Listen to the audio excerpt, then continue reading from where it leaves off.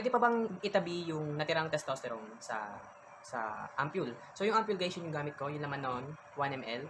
So nakita niyo doon sa nakaraang vlog ko, paano ko mag-shot, na merong natira, tinapon ko. So yun guys, ilan sa inyo na nagtanong sa akin na pwede ba yung gamitin ulit or bakit itatapon ko na? Ganun. So ito yung sagot dyan guys. Once nabuksan mo kasi yung isang ampule, yung moment na nabuksan mo siya, mag-uumpisa na pumasok doon yung kung ano-anong contamination, mga bacteria na hindi ka nais-nais. What more, after 7 days, 8 days, 2 weeks, mahalata mo to kasi nag-iiba na yung kulay niya.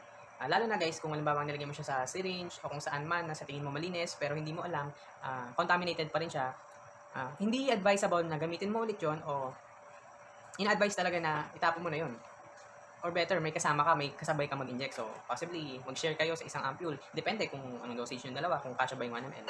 So, ayun. So, itatapon mo siya kasi na-contaminate na. At kapag tinake mo ang pag nag-take ka ng isang contaminated na any substance, so yung testosterone na yan, contaminated, pinasok mo pa sa katawan mo, expect mo na magkakaroon ka ng infection. At hindi biro magkaroon ng infection, guys. So, yun. Kaya siya tinatapon. At, maaaring itanong mo, hindi ba pwedeng i-take ko na lang?